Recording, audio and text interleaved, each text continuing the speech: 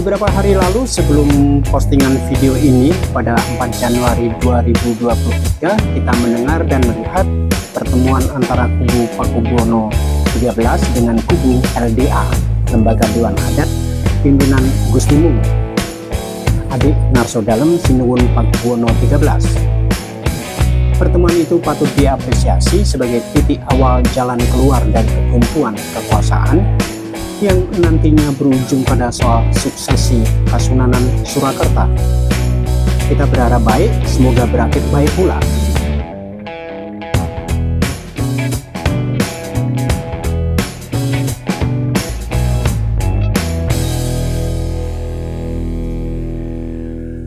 Saudara-saudara sebangsa dan setanah air, sedunia dan seakhirat, secapres dan beda capres, kalau beda pilihan jangan baper. Mari kita berkaca pada sejarah. Apa yang saya uraikan di sini melalui berbagai sumber tertulis yang ada dari sejarawan dalam dan luar negeri tidak saya sebutkan agar tidak menambah pusing. Tetapi bagi yang serius untuk mengetahui secara proporsional, komprehensif, harus membaca dari sumber-sumber yang terpercaya, terakreditasi, dan bisa dipertanggungjawabkan secara keilmuan.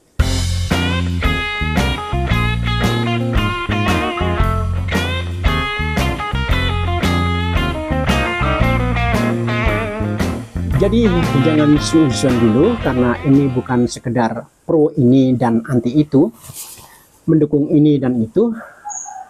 Bagaimanapun keraton dari Trah Mataram ini mempunyai sejarahnya yang panjang, pasti banyak yang bisa dipetik pelajaran darinya.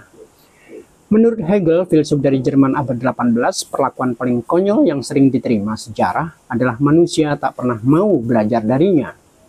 Karenanya menurut Jos Santayana, filsuf dari Spanyol awal abad 19, mereka yang tidak mengambil pelajaran dari sejarah, maka mereka ditakdirkan untuk mengulanginya. Trah Mataram yang disebut Catur Sagutra dimulai dari Perjanjian Giyanti. Melalui Perjanjian Giyanti itu terjadi palihan negari, pembagian kerajaan menjadi dua antara Kasunanan Surakarta dan kemudian dengan munculnya Kasultanan Ngayogyakarta dengan Sri Sultan Hamengkubuwono I. Dari hal itu kemudian nanti muncul Kadipaten Puro Mangkunegaran dan Kadipaten Puro Pakualaman. Sebelumnya Hamengkubuwono I punya kehendak menyatukan Trah Mataram. Ketika Raden Mas Sundoro beranjak dewasa, Sri Sultan Hamengkubuwono I berniat menjodohkan putranya itu dengan putri Keraton Kasunanan Surakarta. Melalui pernikahan tersebut, Sultan Hamengkubuwono I berkeinginan untuk menyatukan dinasti Mataram yang telah terpecah. Sayangnya, upaya ini gagal total.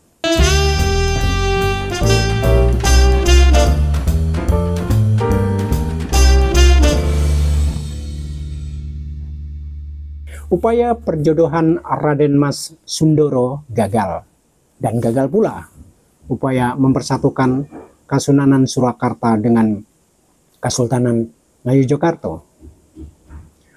Putri Pakubuwono III menikah dengan putra Adipati Mangkunegoro I, dan lambat laun perkembangan masing-masing keraton dan kadipaten itu menunjukkan situasi yang semakin permanen.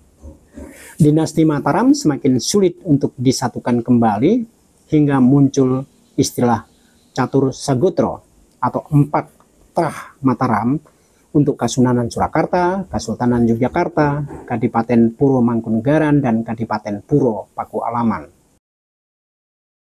Jarak dengan yang disebut paugeran Sultan Agung tentu saja semakin jauh.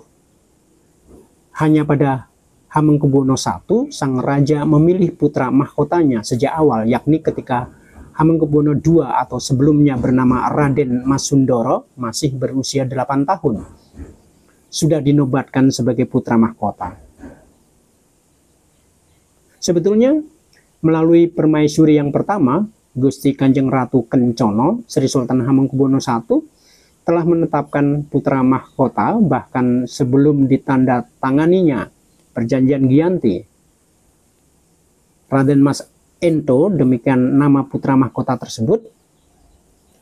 Pujangga Keraton menulisnya bahwa sepulang dari perjalanan ke Borobudur, Raden Mas Ento jatuh sakit dan kemudian meninggal dunia.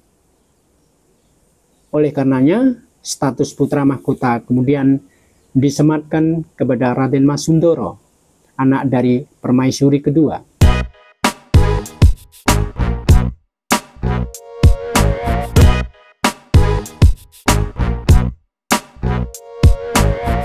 Pada zaman setelah Hamengkubuwono II, Keraton Mataram selalu dalam kondisi gonjang-ganjing karena beberapa hal, antara lain karena faktor luar seperti VOC dan juga kekuasaan Inggris di bawah Raffles.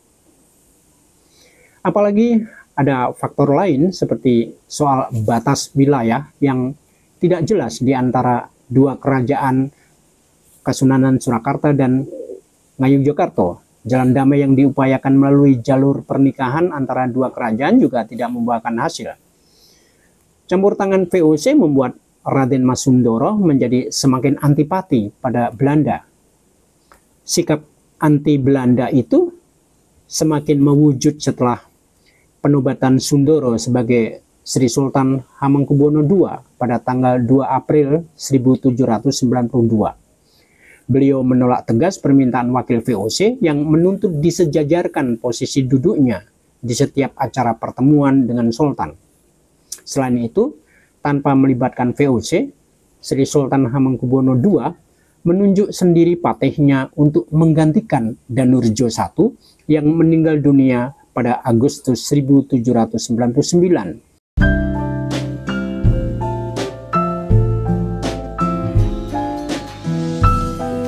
Kita berhenti sejenak di sini untuk mengademkan terlebih dulu bagaimana kian menghangatnya konflik, dan kita sambung ke episode selanjutnya.